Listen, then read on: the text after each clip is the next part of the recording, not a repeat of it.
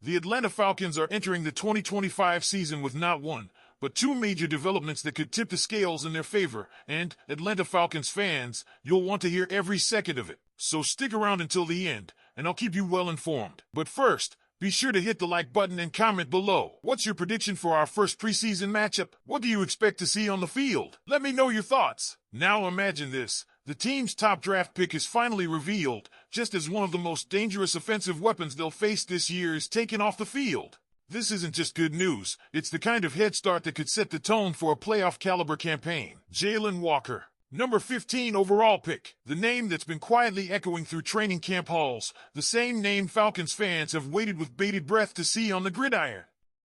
This Friday, you won't have to wait any longer. According to head coach Raheem Morris, Walker will suit up and take the field in the preseason opener against the Detroit Lions. And this isn't a symbolic snap or two. Walker is getting significant action, starting with Wednesday's scrimmage and continuing into Friday night.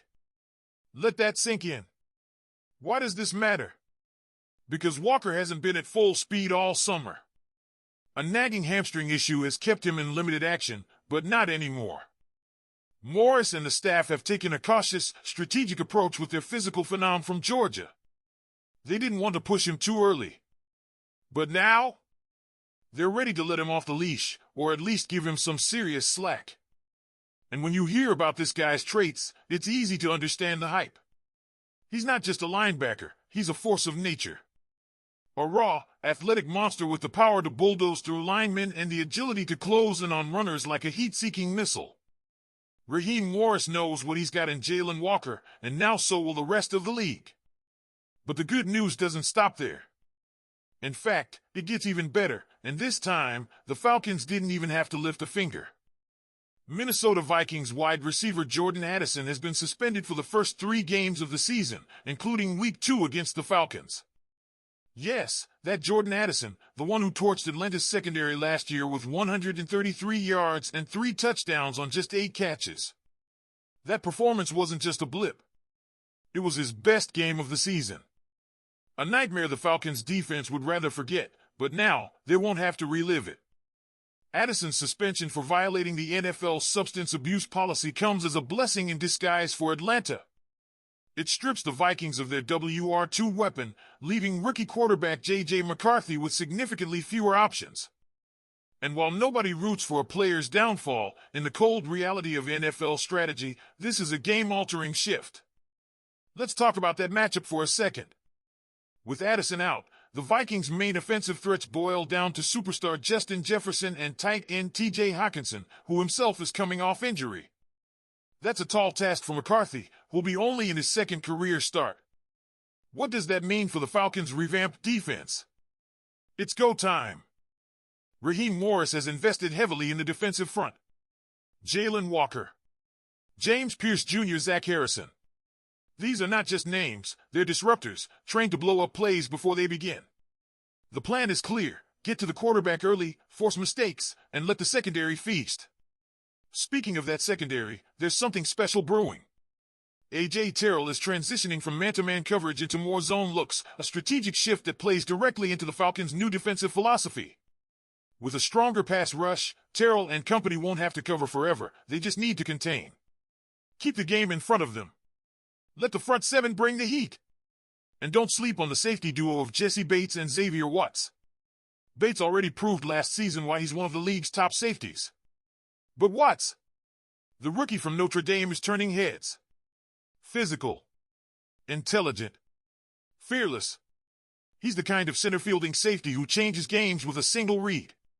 There's real belief inside the organization that this tandem could become the best safety duo in the entire NFL by this time next year. The Addison news doesn't just impact Week 2, it could ripple through the first quarter of the season. Look at the schedule. Week 1, Buccaneers. Always a fight, but winnable. Week 2, Vikings, without Addison and with a rookie QB. Should be a W. Week 3, Panthers, another rookie QB. Week 4, Commanders. At worst, the Falcons are looking at 2-2. At best, 3-1 and rolling into October with confidence. Everything about this moment screams opportunity. It's not just hype. It's happening. The Falcons are healthier, smarter, faster, and with Raheem Morris at the helm, there's a vision that fans can finally rally behind. Now I want to hear from you. Jalon Walker finally suiting up. Jordan Addison suspended. The pass rush finding its teeth. How do you feel about the Falcons' chances in the first quarter of the season? Is this finally the year the Dirty Birds turn the corner? Drop your takes in the comments.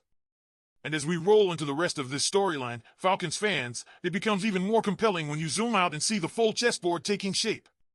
The Addison suspension is not just about one less receiver to game plan for, it's about leverage. It's about psychological momentum.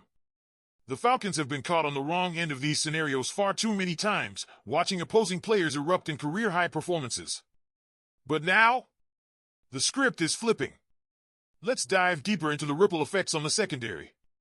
A.J. Terrell, Mike Hughes, D. Alford, these guys no longer have to stretch themselves thin across a deep, talented Vikings receiving core. Now, all eyes shift to containing Justin Jefferson.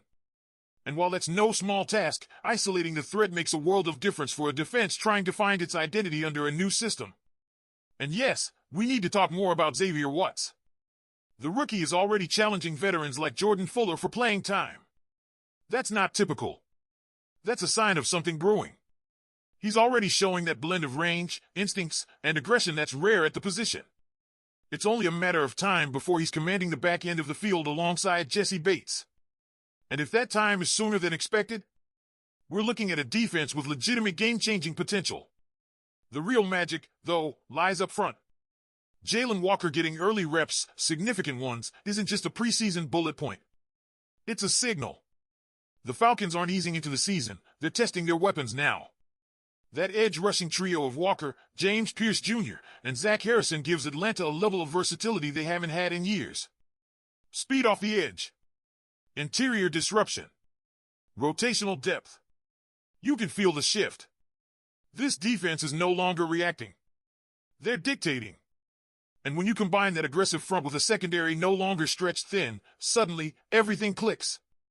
Raheem Morris wants more zone, more eyes on the quarterback, more turnover opportunities, and now, he's got the personnel to execute that vision. It's not about hoping for a sack. It's about orchestrating chaos from the first snap. And Falcons fans, let's not forget the emotional tone of this moment. This team has taken its lumps. From heartbreak finishes to defensive collapses, Atlanta has worn the scars of inconsistency.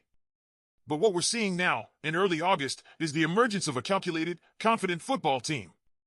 One that knows its strengths. One that understands the moment. And one that has a window of opportunity to start the season strong, build momentum, and erase years of frustration. So the question becomes, what do you believe? Is this defense ready to anchor the Falcons through the first quarter of the season? Is Jalon Walker the real deal? Can Xavier Watts become the game-changing piece we need? Sound off in the comments. I want to know your take. Do we ride this early wave of momentum to a 3-1 start or better? Or are there still question marks you're watching closely? Let's talk football, Falcons Nation. Don't forget to click the like button and subscribe to the channel. Go Falcons!